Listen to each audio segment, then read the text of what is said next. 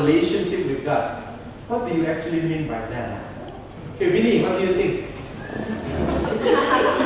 What is relationship with God with you? About what? Okay, your walk with God. Vinny, louder. Okay. So how do you walk with God? You walk with Him every day to MRT station or to church. And by the way, walk with God is not a Christian jargon, right? If you talk to one of your non-Christian friends, how do you walk with God? How do you actually, oh thank you. How do you actually walk with God? Do you see Him? Do you hold His hand and you walk together and He smiles at you and you smile back? And suddenly flowers blooming across the road while we walk together, and suddenly there's a Korean song coming in, and like, is that walking with God? Most of the time, we actually do not really know what is relationship with God is all about. And when I ask some of the people, especially those who stay in church quite long, this is their definition of relationship with God. Okay? Usually they'll say it's devotional time. Your morning prayer, your reading of the devotional. Some people say it's personal prayer time. Every time you pray, that is your relationship with God. Some people say, it's about giving and receiving Bible study. You go and you talk and you teach about Daniel, you talk about Revelation, and some of you are in the Revelation, in the prophecy class on Sunday, and some of you think, okay, that is a relationship with God. You are giving or receiving Bible study. Some of you say, it's about joining church program. So they have SYC, they have prophecy seminar, they have game night, they have communion service go, they have washing feet. It's all about just church activities. Some is about helping the poor and the needy, like Mother Teresa. You are becoming the activist, you become the defender of the weak. You give food to the poor, you support some needy children, you visit elderly house, and so on and so forth. For some, it's about leading worship, or leading song service, or Sabbath school. And for the rest, it's about evangelism. But if you notice, one of the things that combine all these things together is this. It's always doing, and doing. As if relationship with God is about activity. It's about doing something. It's about technical or practical things. Unfortunately, if you try to search in the Bible, relationship with God has nothing to do with giving Bible study, with helping the needy, and so on and so forth. And before you say, this is heresy, I'll give you 1 minute to change class to the Pastor Loman class. But if you want to stay, then we will explore one of the passages in the Bible about relationship with God. And I hope that through this simple exploration of this passage, you will understand that the relationship with God is going deeper than only just about doing things. And especially in Singapore, we are very educated to do things. We always think that doing something means the real motivation inside. And we are so driven as a society to keep doing and doing and doing. That's why some of you remember what Pastor Loman said yesterday? When he came to Singapore, he said, this is one of the most active cities. Because we are driven that way, we are educated that way. Keep doing things. And that is what life is all about. But actually, if you look upon the passage that we are going to study today, Jesus has a different experience and way to explain what his relationship with God is all about. So if you have your Bible with you, scroll with me, which I'm going to open here, in the book of John, chapter 15. Now, if you ever do one of those Bible verse memorization, you know that this is one of the passages that you're supposed to do. Yeah, some of you are fast. That one lah. So, you know that this is one of those Bible verses that Jesus speaks about relationship with God. And immediately, if you notice in the beginning of the passage, verse 1, Jesus immediately says, I am the true vine, and my Father is the gardener. He takes away every branch that does not bear fruit in me. He prunes every branch that bears fruit, so that I will bear more fruit. You are clean already because of the word that I have spoken to you. Remain in me and I will remain in you. Just as the branch cannot bear fruit by itself unless it remains in the vine, so neither can you unless you remain in me. Then immediately the statement that some of you are memorizing during your fast discipleship program. I am the vine, you are the branches. The one who remains in me and I in him bear much fruit, because apart from me you can accomplish nothing. Now if you look upon this passage, Jesus immediately said that anyone who is with him will what? Will bear fruit.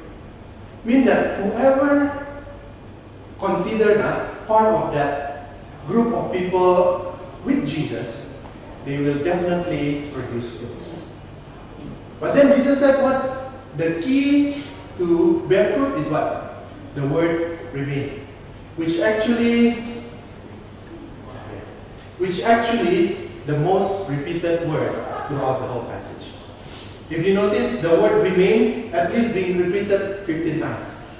And we know that if you want to tell something about something that is very important, you will continue to repeat it again and again. And in this passage, the word that being repeated is remain. Now, Jesus didn't say, if you want to bear fruit, go and do Bible study. If you want to bear fruit, go and do devotional. If you want to bear fruit, you do your prayer properly. If you want to bear fruit, you go and help the needy. But what? He said, if you want to bear fruit, is what? Remain. And now if you look upon the word remain in the Greek Bible, the word remain actually means dwell inside. It's like you have a cup, you have a food storage there. Basically, you open the food, or you put a cup and you put inside a water.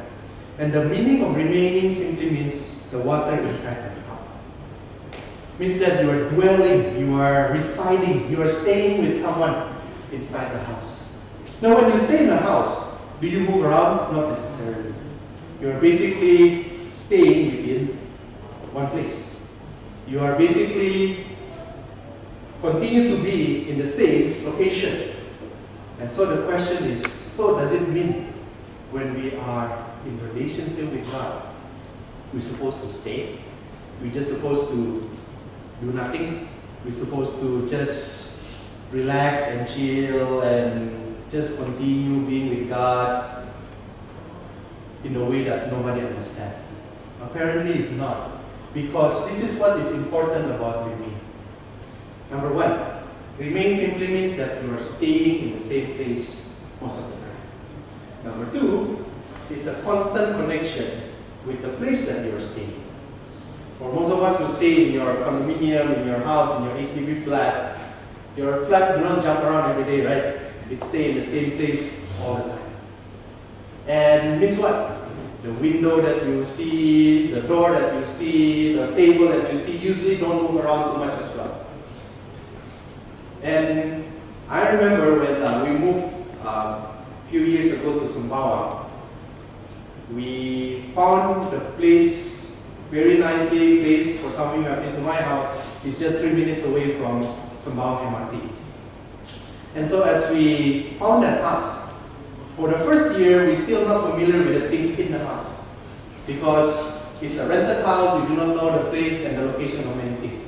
But as we continue to stay in the same house until today, now I can even tell you, and hopefully I don't brag, is that you can blindfold me, I know where's the door, I know where's the window, I know where's the TV, I know where's my son's toys.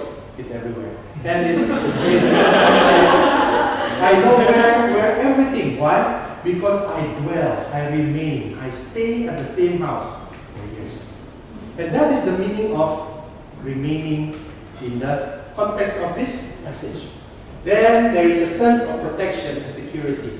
Because this word actually much related to a house. You are staying in a house where you're protected, where you're secure. And a clear idea of there is a boundaries.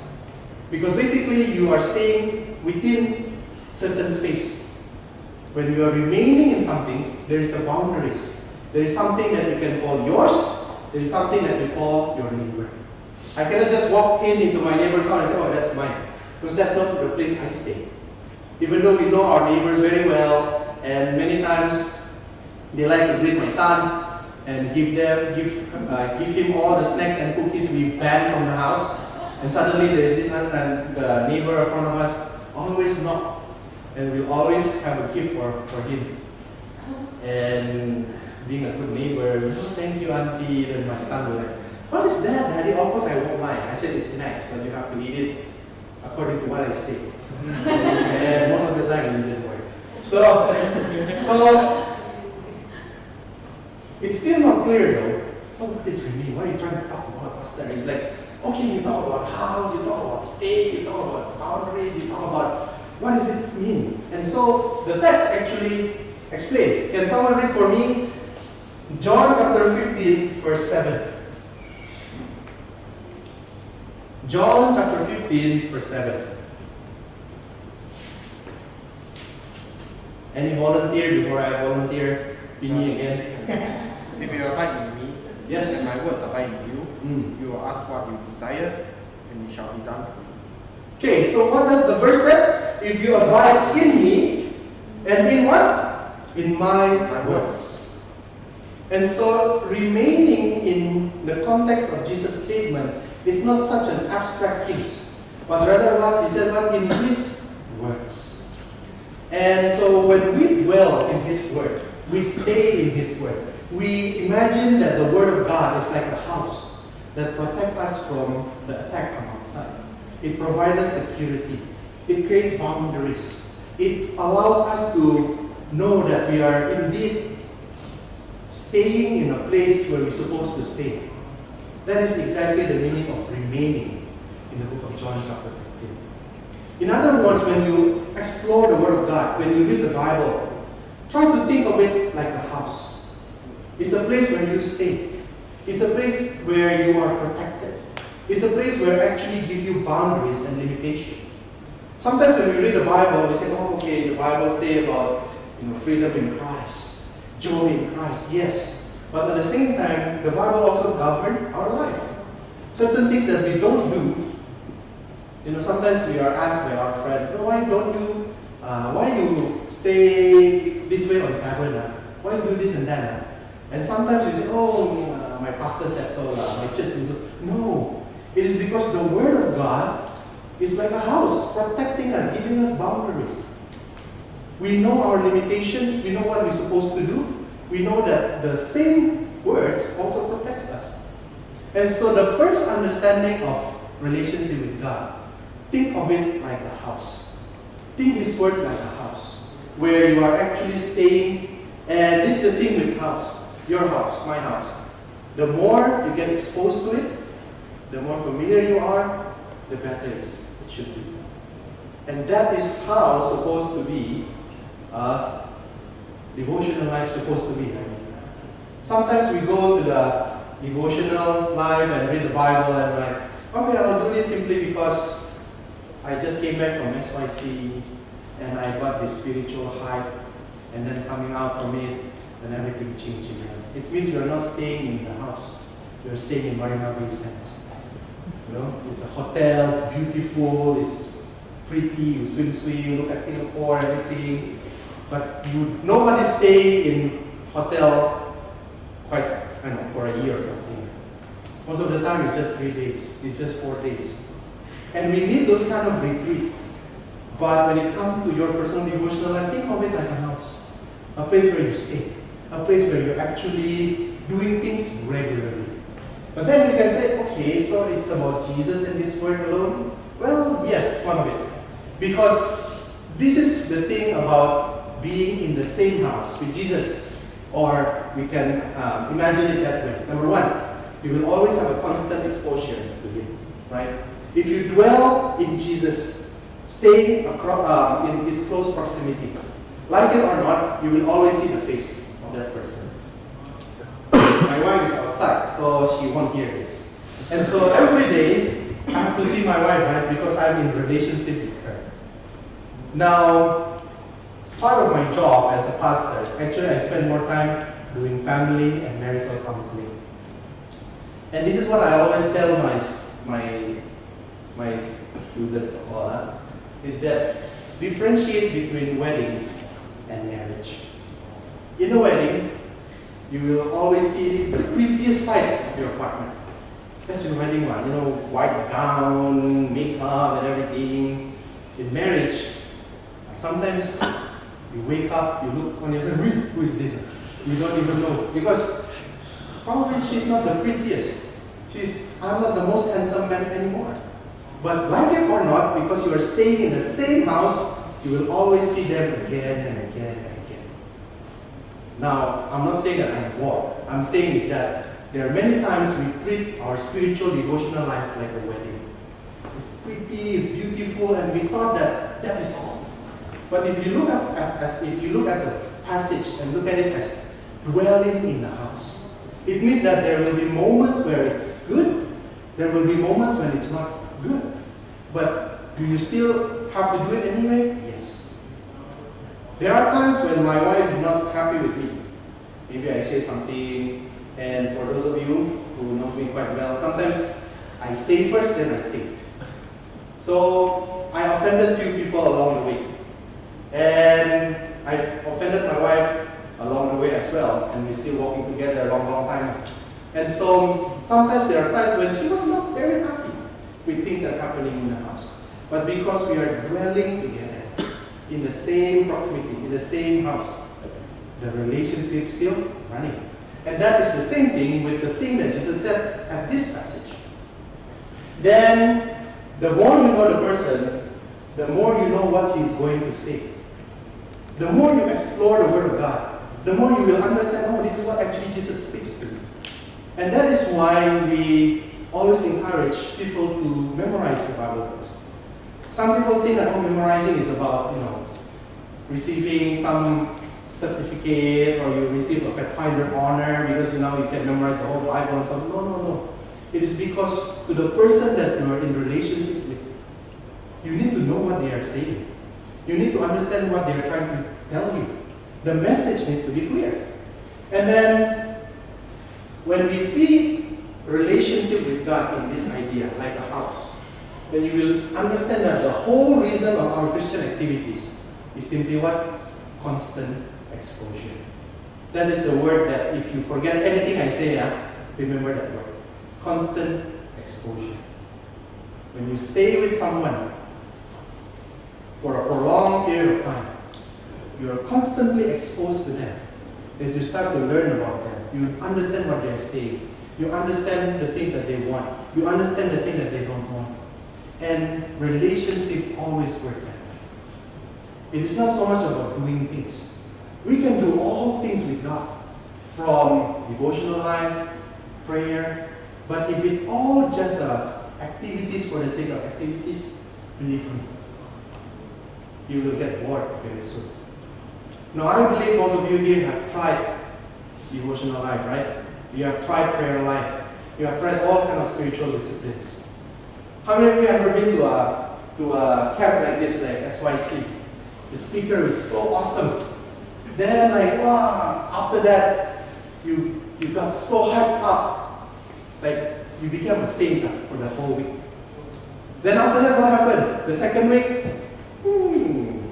the third week, and then some people, we call it, they became seminar junkie. You know what is seminar junkie?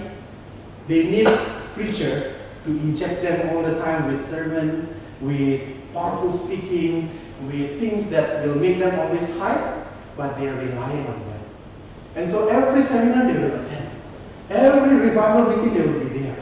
But in the real, practical life every day, nothing. Because they rely upon someone else to give them that boost of excitement. But if you look upon the word of Jesus in the book of John chapter 15, it is not the ways some people are doing it, like that. Just come to a camp, get high, and then go back. I remember a time as well when we had this very powerful camp in Malaysia. And the speaker came and preached about health message. Blast them with health message. So some of the youth that I know came to the camp and went out and came back. And in our small group, suddenly they say, oh, Pastor, from now on, every care group, we just cook salad. We just make all raw or steamed. I said, are you sure not? Then I said, oh yeah, we follow the whole message. But because they come with a different motivation, they came because of something else. So I said, okay. So I don't mind cook salad. I'm Indonesian. I can mix any vegetable and come out okay. So I cook vegetable all the time. 1 week, wow, still very happy eating. Then second week, wow, still. The third week they said, can we add a little bit of French fries or not? I said, hey, which part of council on diet is written about French fries? No, it's just the French fries need to be a bit tasty. Okay lah. By the time we finish 2 months later, all the vegetable gone, only French fries stay. And sometimes that's how we treat our relationship with God, our spirituality. It's just hype up a bit, go down. Hype up a bit, down. But if you look upon the perspective of John chapter 15, if you dwell with Jesus, if you stay in the proximity of Jesus, constant exposure, whether it's devotional life, whether it's prayer life, whether it's reading His Word, whether it's reaching out, the motivation drives you to do it instead of just action without understanding why you are doing it. And therefore, when you come to the devotional, it's simply what? To be reminded of Jesus' Word. When you come to prayer, it's about what? Talking to Jesus. Many times we treat prayer as a spiritual activity. It's just about reciting certain memorized prayer in our mind. And do you do that to the people that you love very much? You know, for example, to your parents. Dear Father, today, thank you for this, thank you for that, thank you, bye-bye. Do you do that to your mom? But when it comes to prayer, it's like a recitation. Dear Heavenly Father, thank you, and thank you. But it's not a conversation. It's not a real talk. If you ever read Step to Christ, Ellen White said what? That prayer is a simple talk to a friend. Now, how do you talk to your friend? Hi friend, thank you for today. Thank you for everything. Bye-bye. Did you do that to your friends? No. But when we talk to God, somehow along the way, that's what we do. We just memorize certain sentences. We just do certain things the way it's supposed to be. But when it's driven by the understanding that you are actually talking to a real person, you are actually developing a relation with a person, you are actually dwelling, constantly meeting that person, then prayer became a real conversation with God. And therefore, when it comes to Christian fellowship, sometimes we think, oh, it's just about makan, talk about small group thing, discuss Bible a bit. That is on the superficial level. But if you look upon this idea, is to what? To love like Jesus. That is actually small group is all about. On how to practice the real elements of loving one another. That's why for those of you who are in the care group, many years ago, Elder Johnny Wong came and tell us what is actually the acronym of care group is about. Anyone still remember? Christ's attitude reflected in everyone. And sometimes care group is just, we thought of care, sayang, and then no, it's Christ's attitude reflected in everyone. And so when it comes to the fellowship as well, it's about extending Christ's attitude. And sometimes the biggest drama in Christian church is not so much in church, it's in small group. Sometimes, we cook, then, hey, what are you cooking? Too spicy lah, comment. And then the person who cooked the next week never come anymore. Then sometimes we have combined eating together in care group. Then suddenly one guy didn't bring anything. And it so happens so many times in care group, there is always one person who will like to say anything like me lah. Say first and think later. And, where's your food? How come never bring food? The guy never come anymore. And many times what do we do?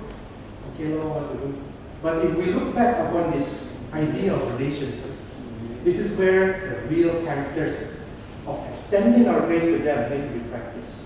And finally, reach out. The thing that most of you will do tomorrow is actually to make you grow like Christ. When you realize that your friends need more than only the comfort of Singapore, when they need to hear the gospel, then you realize the beauty of the extension of God's love to them. And so as we move to the next verse, I would like to ask someone else to read John chapter 15, verse 9. Can someone else read for us? John chapter 15, verse 9.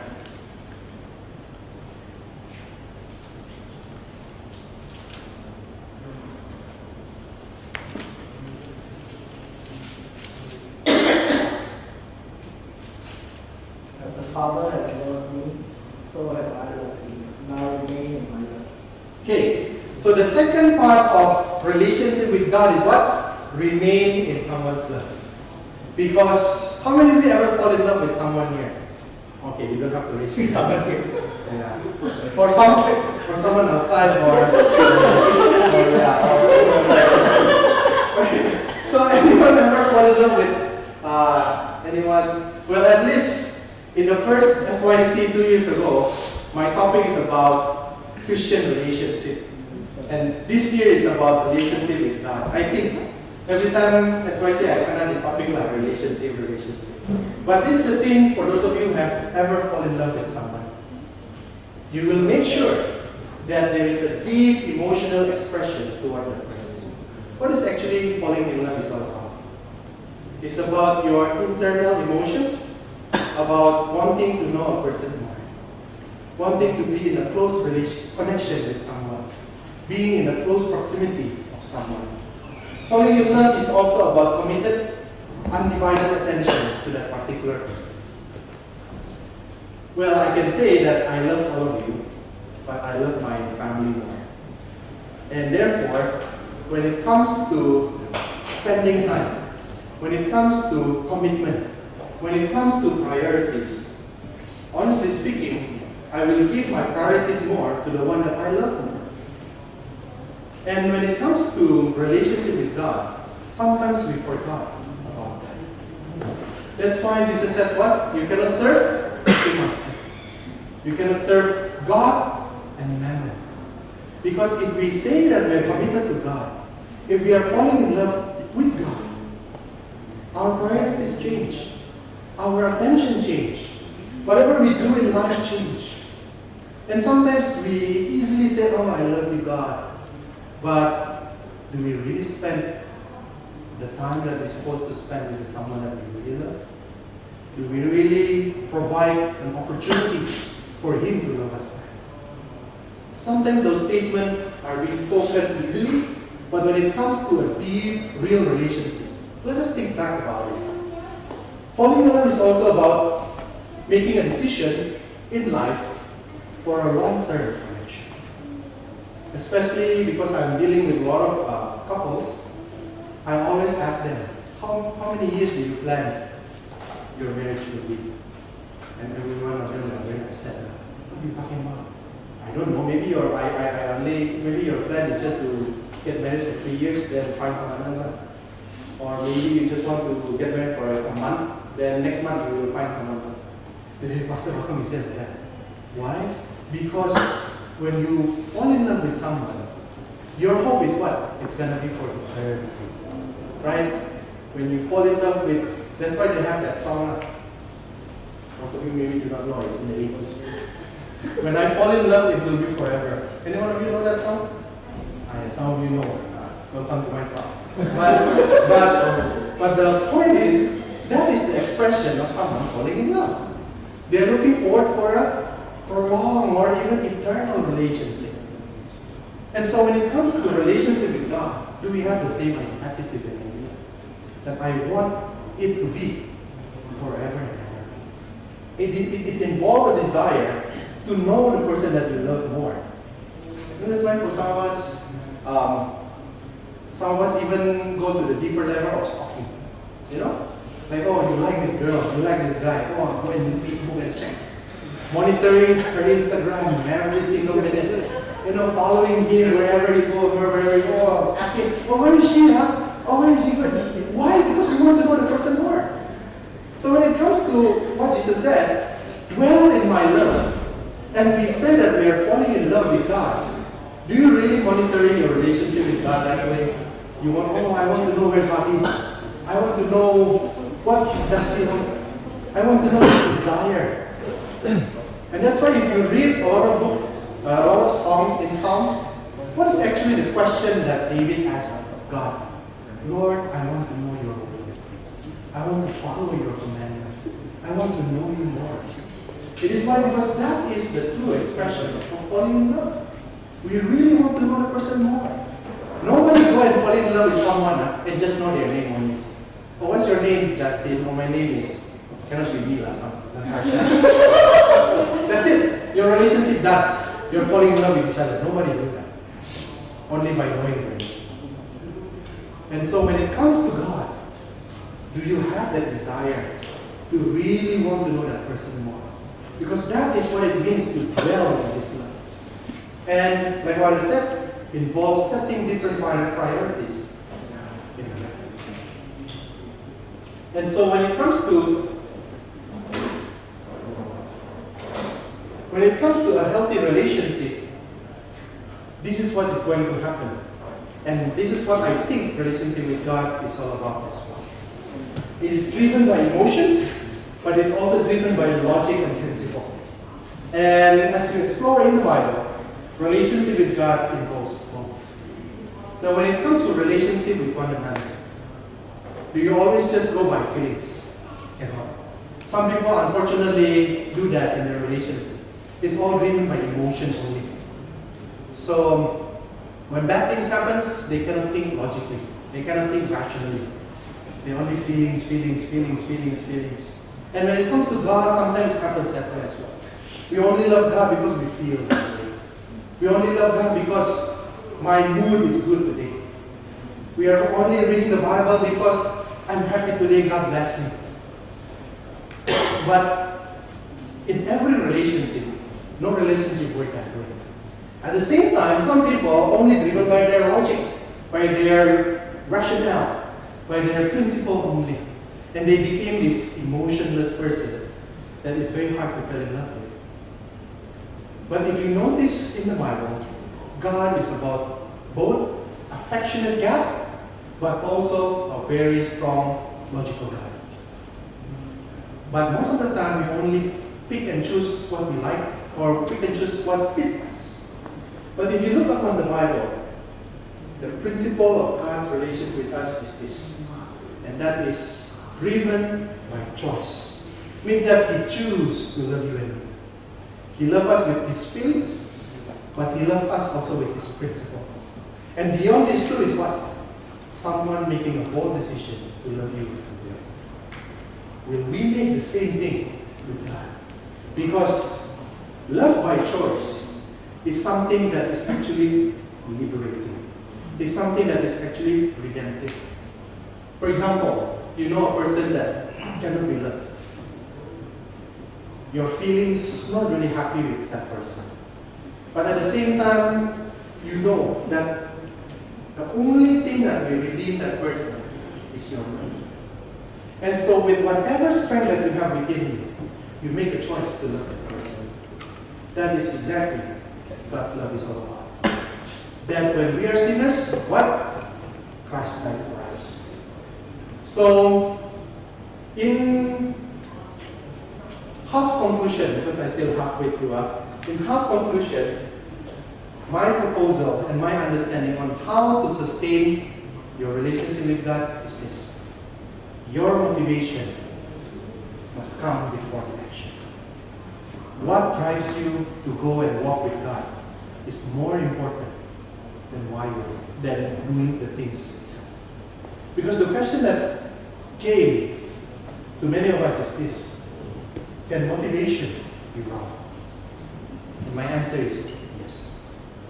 For example, some people driven to live up a spiritual life by avoidance of pain and suffering. I used to grow up this way. In Indonesia, basically, I grew up in a generation where church is not an option. You go no matter whether you like it or not, you are in the mood to go or not, whether you are happy or not, you go. That's how our parents educate us. And so, for those of you who know me well as well, I suffer from ADHD, attention deficit disorder. And so I'm one of those kids in church that always kinda talk in church wonder.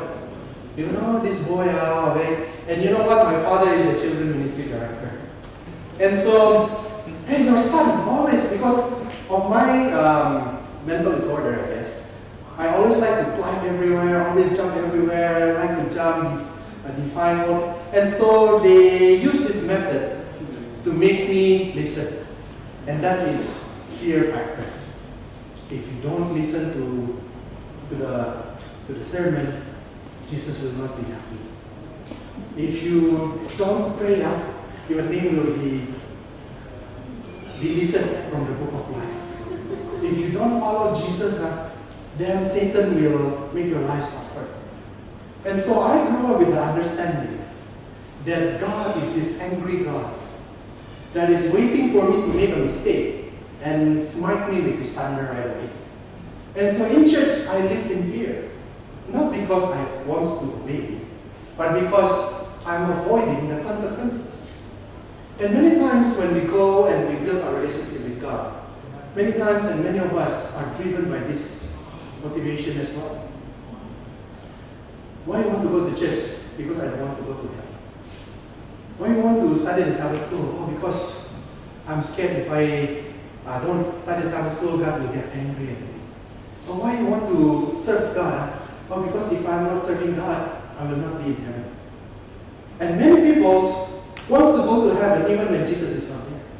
Why? Because they just want the house covered in gold. They just want a pavement covered in gold. They want to live eternally. But even whether Jesus is there or not, doesn't matter. As long as I get house in heaven. But is that what the Bible said about it? No. Because John chapter 14 mentioned what? Jesus went up to heaven to prepare a house for you and me. So what? So you can stay where I stay. At the end of the day, Jesus went there to prepare a house for you and me. Not so because we can live in a resort for 1,000 years. But because He wants to be with you, He wants to be with you. But many times, our motivation is driven by what? Just avoiding pain and suffering. Some people, driven by pride and ego. And by the way, church is the best place to show those kind of ego many times. You know, especially if you like attention, if you like to be in the limelight, if you like praise, if you like to be honored, if you like to be so-called up there and people know. Sometimes, hopefully it's not me, but some pastors joining the ministry, not because they want to do the groundwork, because they want to preach. And when they preach, oh, pastor, oh, she can, wow, I'm probably so blessed. That's why some pastors are so good in trying to manipulate emotions. So when the more people cry, the more people go to them, oh, I'm a pastor. And some people cannot listen to anyone else but just a particular pastor. And I'm wondering why. Because for me, that is not something that is biblical. And so some people are so driven by their own pride and ego. That's the reason why they want to be in church. That's why sometimes you have those people, when you ask, can you do a special song? Oh, I go right away. And, I sing song. Oh, happy, happy. Shake hand. Oh, everybody, attention to me. If you ask the same person, can you watch the dish behind after potluck? Oh, sorry, I have this, I have choir practice, I have this and that. Suddenly all excuses come out. Because probably for them, God is just an instrument for self-seeking attention. They just use God for their own pride, for their own ego.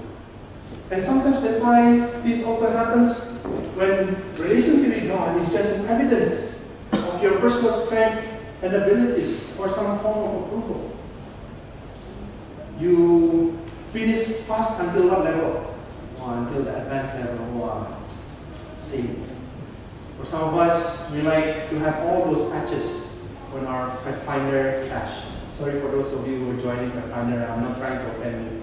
But sometimes, you're in Pathfinder, you are those honor collector, I call it. Well, the more honor you have, I'll walk stronger. But then when you don't have any honor, like you are very shy. But is that honor is all about? That's why sometimes I said the most important honor is dishonor. Because why? That simply means you just don't have to boast yourself so much. But sometimes we use religion, we use spirituality for that purpose. We just want the attention. We just want the things that help us feel good about ourselves. And that's why sometimes I also want to avoid trying to show what I do in my own personal spiritual life. Because I can be a stumbling block for those who might not understand me well. Sometimes, so how many of you memorized your Sunday school verse today? I don't like to ask this kind of question because you will see some group of people, well, we're all in there. But then they cannot practice whatever they memorize, unfortunately. Some. Then some of them also driven by benefits for the sake of your blessing or connection. Now, some of you who studied in Thailand, like Vini and some others, you might know that the campus is way back in the wilderness back then. So there was a time when this story happened. And some of you, Pastor, tell about your ghost story and things. I don't want to tell the ghost story now, but I'll tell you one today. So what happened was, during the time of this story happened, it was a summer break. And we had nursing students stay over, usually because they have their practical lesson in a nearby hospital. And so it was told by my friend. And so what happened is that during this time, usually the dorm is very empty. Only a few students stay behind because they might have no money or they just want to stay in the campus. So these two nursing students stay in the same room side by side. And for those of you who haven't been to the campus, basically we share bathroom. So two rooms will share one bathroom together. And so these nursing students, she was alone and it was dark and it was rainy and thundery according to the story. And so she was scared. And so when she was scared, she knew that her suite mate, her classmate is staying on the other room.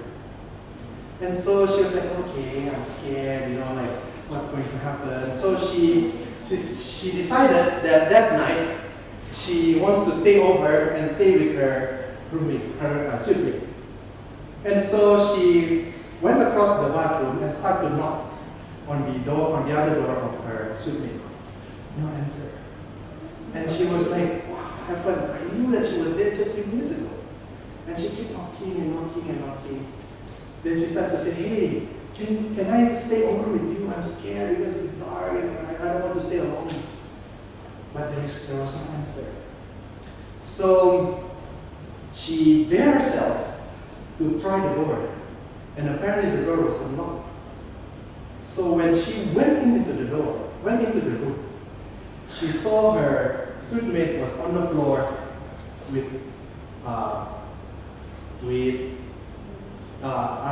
she's literally dead on the floor. And she screamed. And that was the first suicide case in my campus. Now, what happened is this. After that suicide case, my friend, who I prayerfully hoping one day will come back to the church, was there. And this is the funny thing that he told me. When that thing happened, and the news spread across the whole campus, the first thing that he did, you know what? He went to his storage room, he tried to find his Bible. And he go and took the Bible, so dusty, and he said every night for the next 1 month, the Bible is always on his pillow. Why? He's scared that someone will disturb him. And sometimes our relationship with God goes that way.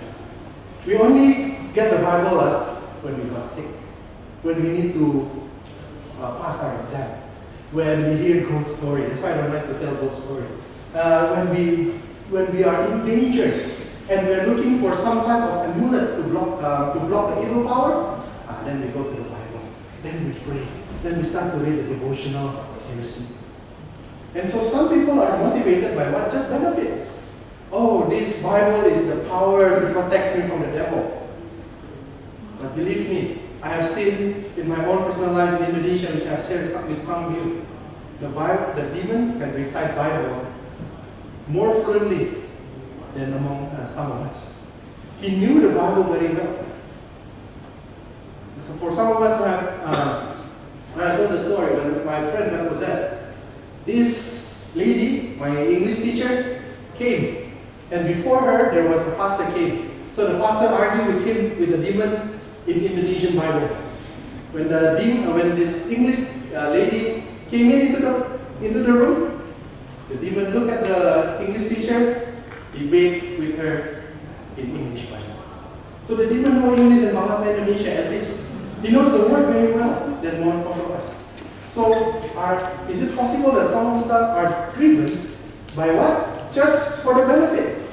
I got scared. My friend told me a ghost story last night. Oh, the Bible with me. Pray for me. Pray tonight.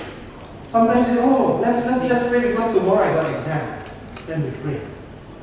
Some, and this is the difficult one, but it happens, is driven by avoidance. We want to run away from reality. We want to run away from the truth that God wants us to follow. And one of the person that I know very well, very unfortunate story, is that this guy, how many of you know Audioverse? How many of you ever listen to Audioverse? Many of you. It's basically a database of many good sermons online. And some of you might need to listen to Audioverse as well. This guy will always listen to Audioverse every single night. I think every sermon in that database he heard already. But I'm actually calling him to have a reconciliation with his wife. Because the case was that I have to handle is that he is a very abusive man. Every day he will beat his wife, he will abuse the children, but then his excuse is what? Oh, I'm a spiritual person. I read the Bible, I recite the verse very well, and so on and so forth. And so he always used the defense, he always used the excuse. Oh, I'm a spiritual man, pastor, don't talk about it because... But when we want to confront his sin, he always try to avoid it and say, oh, don't talk about it. And the way he tried to suit that deal is what? Spiritual discipline. Reading the word, praying. What? When he prayed, what? I was amazed by the way he prayed. Wow, very spiritual. Oh, I even can cry many times. But I said, the thing that you need is not another spiritual discipline. The thing that you need is to confront the sin that you have committed to your wife and your children. But he always, oh, cannot. Oh, pastor, don't worry about me. God is with me because I am more spiritual than my wife. And I said, how can it? You cannot, like what the book of James said, two types of water cannot come out from the same source. Means that it cannot be poisonous and be a sweet water at the same time. But some people use this as an avoidance, to avoid things that they want to be confronted in life. Thinking that by doing the spiritual work, God will favor them and will ignore the sin that they have committed. That because they have done so well in the eyes of God, God somehow will say, oh, it's okay lah. You listen to Audioverse every night, so I will not talk about the abusive attitude that we do to your wife. We're not such thing in the Bible. But some people are driven by this type of motivation to commit their life to God. And the rest are basically examples here and there, but this is the point. All of this type of motivation is what? Benefiting yourself. It's just about don't want to get in pain, don't want to go to hell. For some, it's about living in a limelight, just like to be greeted, just like to be admired by people in church. Some is because It's like genie in a bottle. You know, you need God, some of them, poof, God appear. God, three requests today. After that, bye-bye. And the rest is what? They just want to run away from the reality of life, from the sin that they committed, that God wants to confront. And so when you tell and when you think motivation doesn't matter, it's not true. Motivation matters a lot. Because why you do it is more important than doing the things alone. And so let's move on to the next verse, and that is John chapter 15, verse 10. Can someone read it for us? John chapter 15, verse 10. If you keep my commandments, you will abide in my love, just as I have kept my Father's commandments and abide in his love. Okay, so what is the next step? You remain in Jesus, you remain in his love, and the third one is what? Keep his commandments. And I know we are living in the church culture, or even Christian culture, or even Adventist culture, where we try to avoid this message of obedience. Sometimes when a pastor preaches too much about obedience, what do we do? Pastor, don't talk too much about obedience now. Talk about grace, talk about the love of God, talk about the merciful God. But that is preaching half of the Bible. Because clearly in John chapter 15, verse 10, what did Jesus say? Obey his commandments. There is an obedience need to be done if we want to relate to God.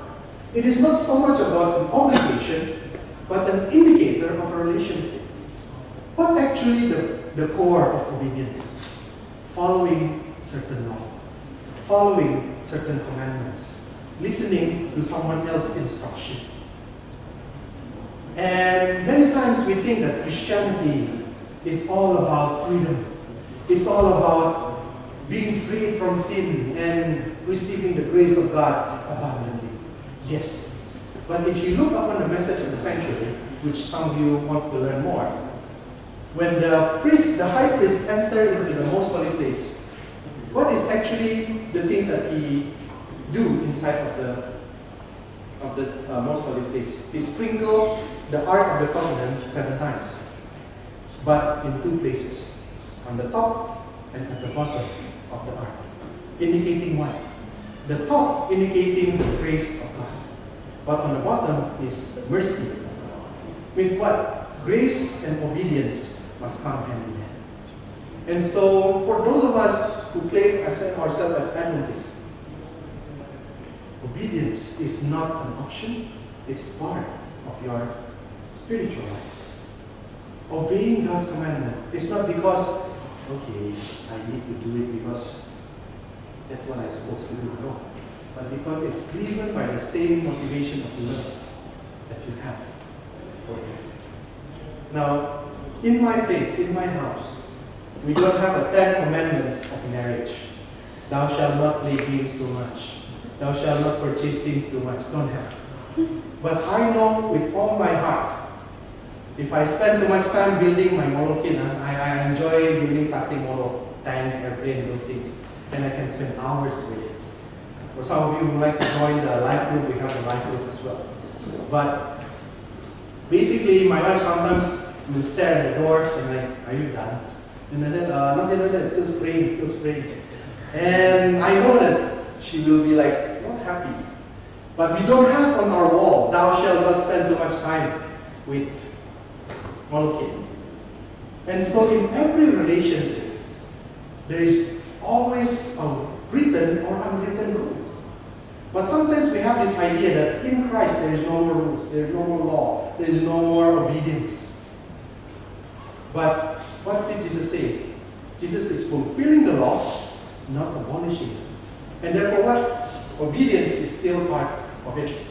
And finally, the last one. Can someone read for us John chapter 15, verse 12?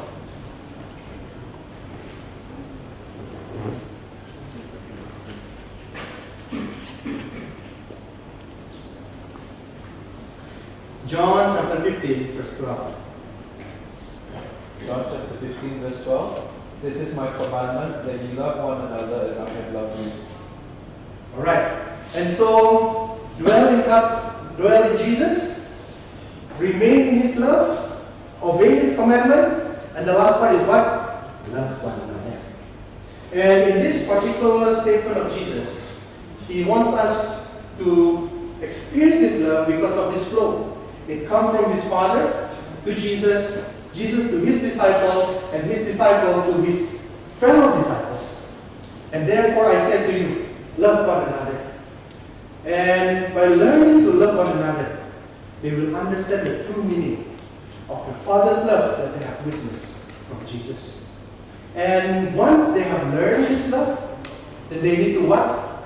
To reproduce this love, to produce fruits that will last forever. Verse 16.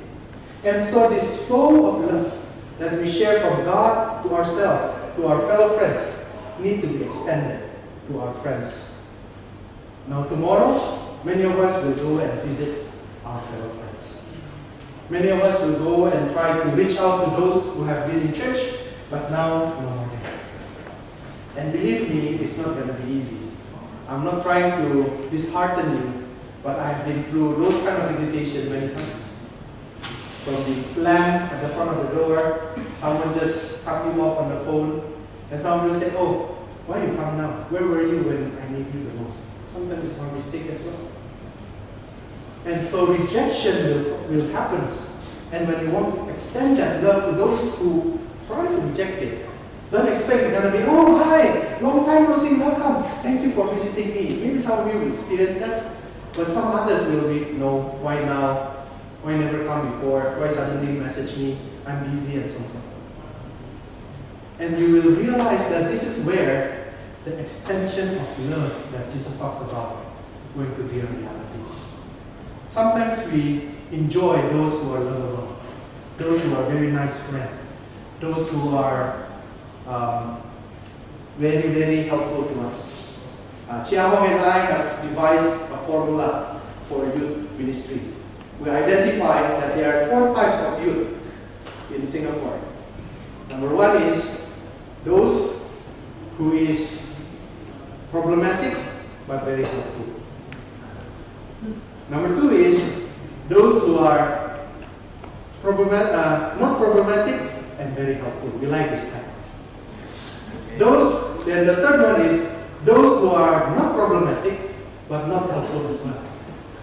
Now the last one is what? Those who are very problematic and not helpful. This is the one that very little. But when we find those people, believe me, it's not easy.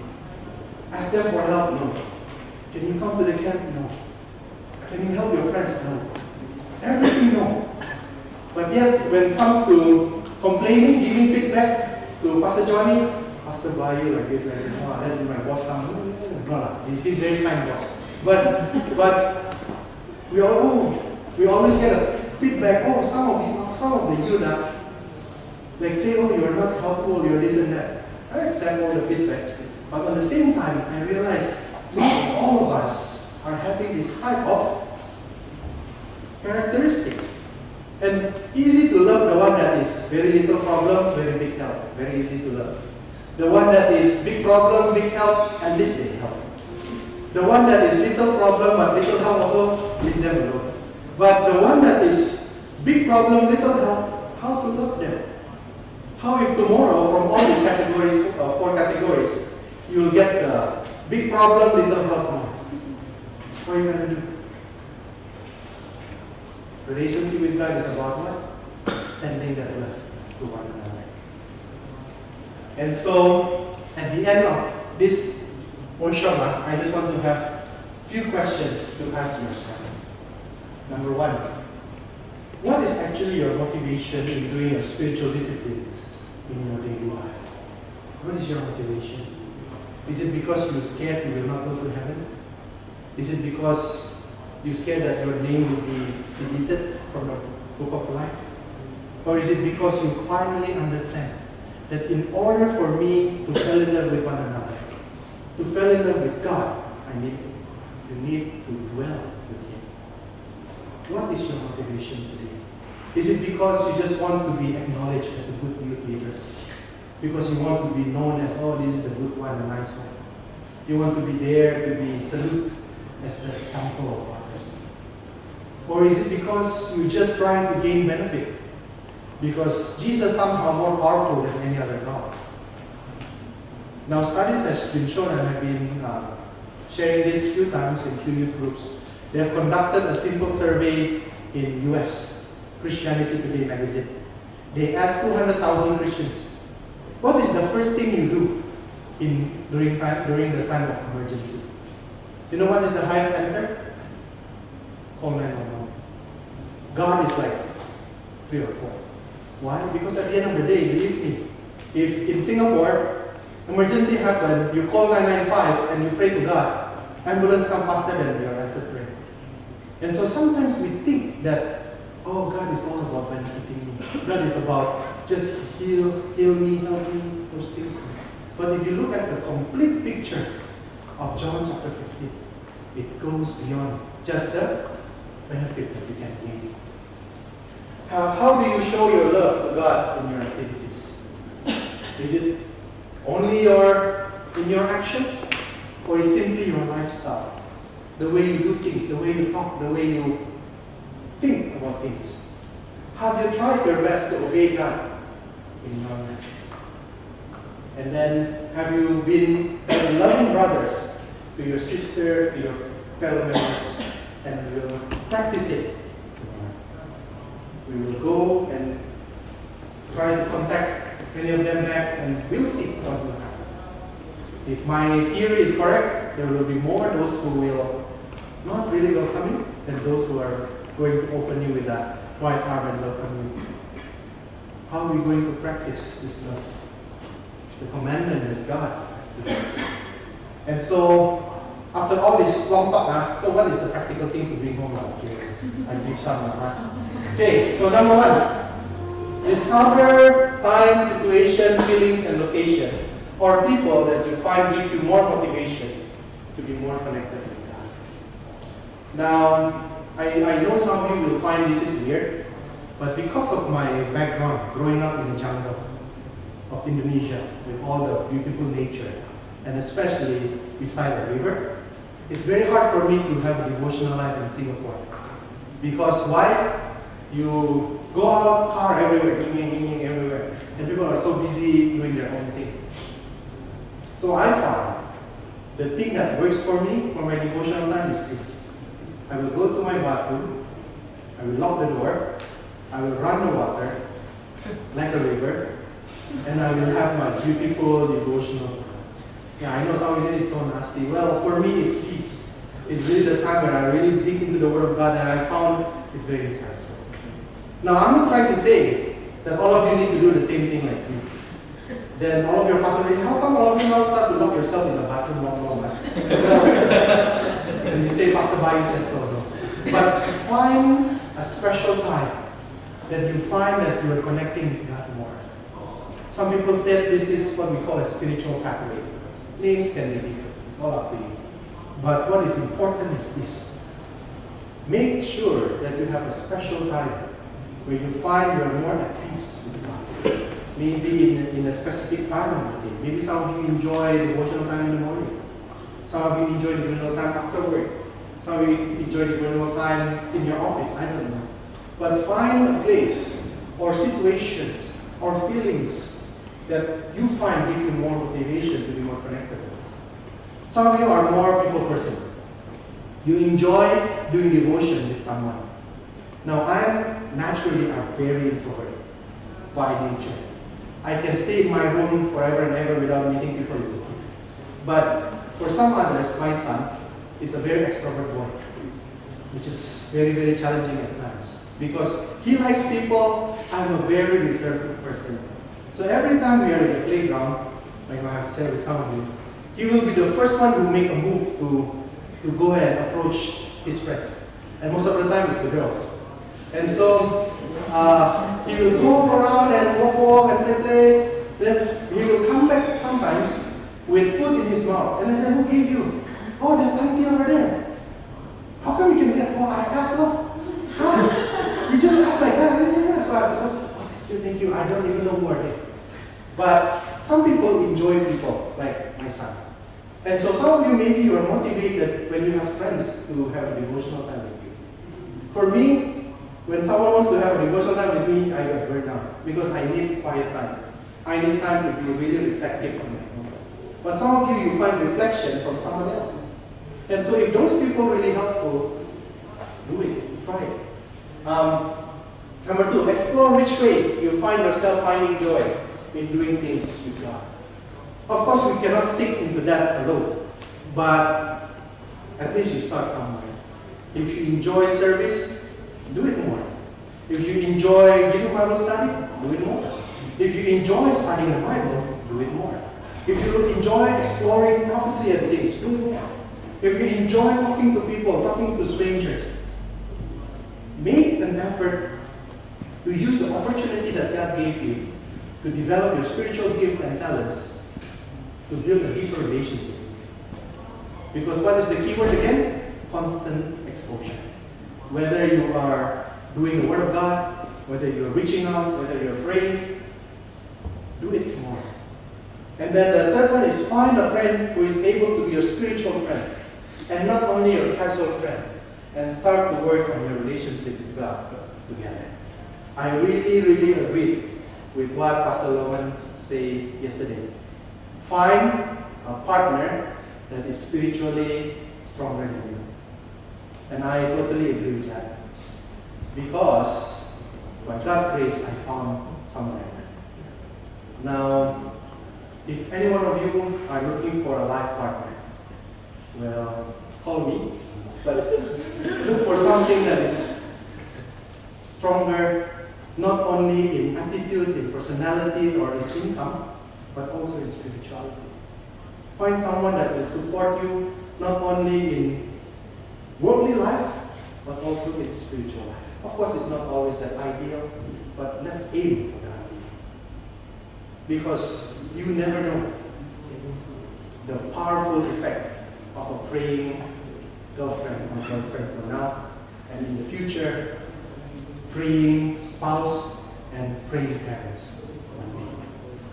There are many moments in my life that I just simply want to quit. Youth ministry is getting into but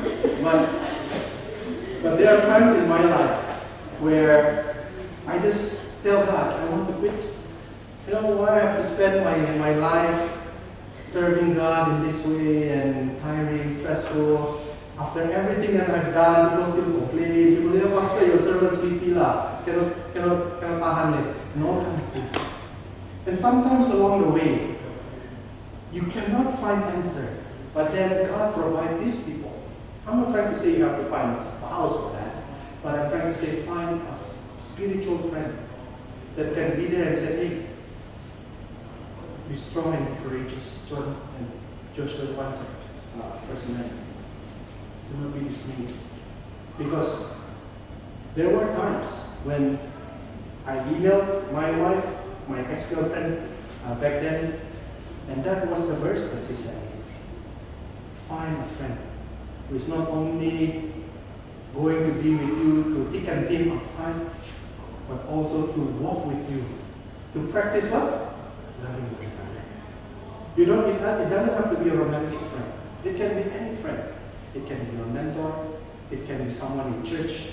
It can be someone older than you. It can be someone younger than you. It can be anyone.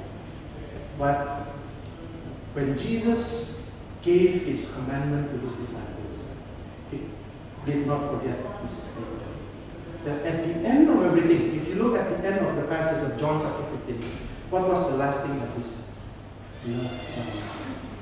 Sometimes we think love one another is simply being nice. No. Loving one another simply means you became that spiritual strength for that person that you really think need to know Jesus more. And so tomorrow, again, what will happen? We will see. And we will practice this finding that friend. Or maybe becoming that friend that will become that light that will help some of us to find Christ. Because the only thing that separates some of us from knowing Jesus is simply to know whether his character is being shown by the people that claim that they are believers in Christ. As simple as that. They do not really need a deep Bible study yet. They do not really need a deep Greek and Hebrew studies yet. Maybe they don't even need to go to church yet. Maybe they don't even able to go to church. But all that they need is one person showing the full character of Christ. And that is what it takes to make them realize they need Christ. If you do not know the Jesus through constant exposure, whatever it be, prayer, devotional life, evangelism, whatever, then how can you show those people who Jesus is? We are not trying to talk about marketing, but we are trying to talk about true examples of character. I'm not trying to say that all of us have to be perfect. I'm not perfect either. But when we realize that the important part of spiritual life is simply to live up into the character, we know that constant connection with Christ is not an option. It's who you are as a person. If you ever forget whatever I said for the last 1.5 hours, remember this quote. The only defense against evil is the indwelling in Christ. In the heart through what? Faith in His righteousness. Unless we become vitally connected with God, we can never resist the unhallowed effects of self-love, self-indulgence, and temptation to sin. Remember, we talked about the different motivation. Ellen White mentioned the same thing. When your motivation is driven by self-love, self-indulgence, temptation to sin, we may leave off many bad habits. For the time, we may part company with Satan. You know, sometimes that's why we come up from SYC, we go out from revival meeting, wow, spiritually high. But then, without a vital connection with God, if you ever forget anything that I say, please don't forget this statement.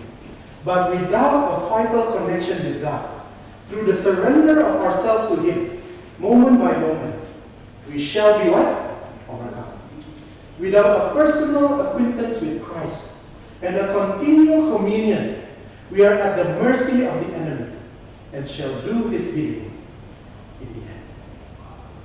So today, as we are going to reflect upon this message, remember these things if you ever forget anything. Without a vital connection with God, through the surrender of ourselves to Him moment by moment, we shall be overcome. If we think that maintaining spiritual life is about doing, look back upon this statement. It's not so much about overcome.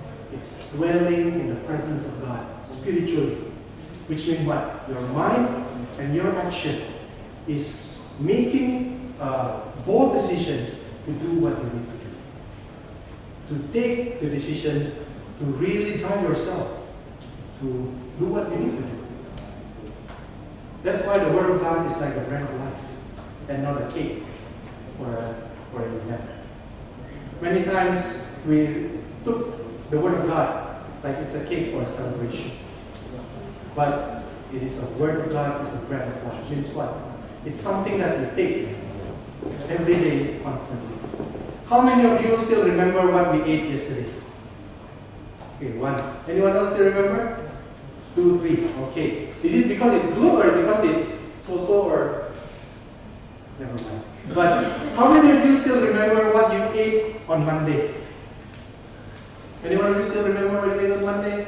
Some of you. How many of you still remember what you ate Sabbath on December 2016? One of the Sabbath there. December 2016. None of you. But the second question is, how many of you being energized by those food on that day? All of us. And Word of God is like that. Sometimes when you read the Word of God, like, this is not the food I like, and I know it's so bland. But just eat it. Take it. Because despite whether it's nice or not, it will still energize you. Sometimes we take cake, high calorie. And that's why I became like me now, obese Christian. You know, we take so much calories on our own, but we never shed it somewhere else. And that's why all the Word of God is just become empty calorie in our body. But today, let us remember that vital connection with God through the surrender of ourselves to Him, moment by moment, regardless of your feelings, regardless of your ideas, regardless of your challenges. Sometimes I like what Nike said, just do it.